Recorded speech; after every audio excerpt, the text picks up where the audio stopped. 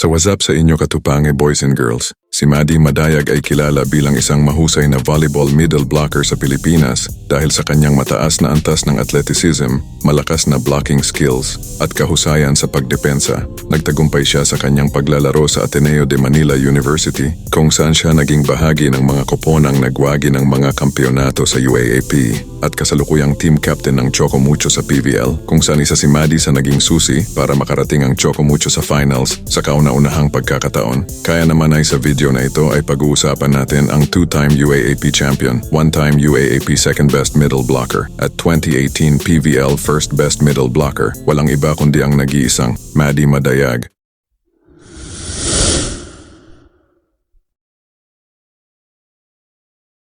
Si Madeline Irenea A. Madayag o Maddie Madayag ay ipinanganak noong February 7, 1998 sa Davao City, Philippines. Nagsimula ang volleyball career ni Maddie Madayag noong UAAP Season 77. Si Maddie Madayag, isang bagitong may limitadong oras sa laro, nagpakita ng potensyal habang tinatamasa ng Ateneo ang titulo sa women's volleyball. Sa UAAP Season 81, si Madayag ay lumitaw bilang isang mahalagang manlalaro, nangunguna sa matibay na depensa sa net ng Lady Eagles at kinikilalang isa sa mga pangunahing middle blockers sa bansa. Sa finals laban sa University of Santo Tomas, nakamit ni Madayag ang isang average na 11 points bawat laro. May kabuuang 163 points sa elimination round at nangunguna sa liga sa blocking. Ang kanyang mahalagang papel ay nakatulong sa tagumpay ng Ateneo sa pagmumuni-muni sa kanyang paglalakbay. Kahit na nakaharap sa mga pagsubok tulad ng ACL injury sa Season 78, niyakap ni Madayag ang mga hamon.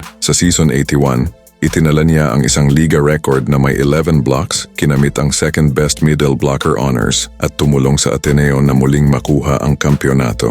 I'm a very strong-minded person. It was a minor setback for a major comeback. I didn't think it was something that would stop me from doing what I love. Bilang isa sa mga nagtatapos na manlalaro ng Ateneo kasama sina libero Kim Gequiliana at kapwa middle blocker na si Bea De Leon, nagtatapos si Madayag sa kanyang UAAP career bilang isang kampeon.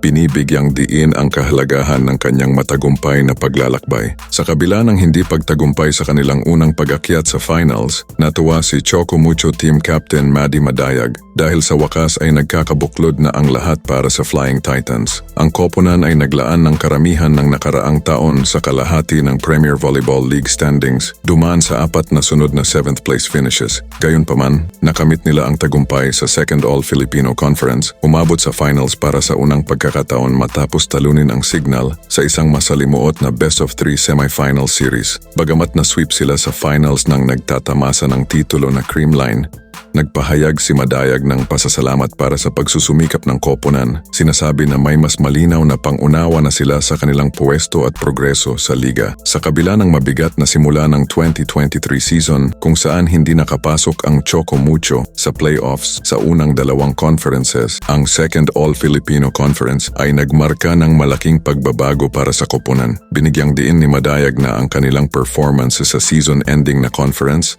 ay nagpapadala ng malakas na mensahe sa PVL. Nagpapakita na ang Flying Titans ay naririto na at handa ng harapin ang naglalakasang mga club teams sa PVL. Si Madeline Irenea A. Madayag, isang kahanga-hangang manlalaro ng volleyball mula sa Pilipinas, ay nag-iwan ng hindi malilimutang marka sa industriya. Ang kanyang impluensya ay umaabot sa buong mundo. Ipinapakita ang kanyang dedikasyon at kahusayan sa larangan ng volleyball. Kinikilala siya sa pagtutok ng mga limitasyon at pag-apekto sa larangan ng volleyball, hindi lamang sa loob ng bansa kundi pati na rin sa pandaigdigang antas. Kumikita ng internasyonal na pagkilala para sa kanyang mga tagumpay. Ang kanyang dedikasyon sa pagsasanay at kahusayan sa loob ng court ang nagdala sa kanya sa mataas na pagtingin sa larangan ng volleyball. Kung nagustuhan mo ang video natin ngayon ay paki-like naman po at mag-subscribe ka na rin po sa channel na ito at i-click mo na rin ang notification bell button para lagi kang updated sa susunod pang mga video.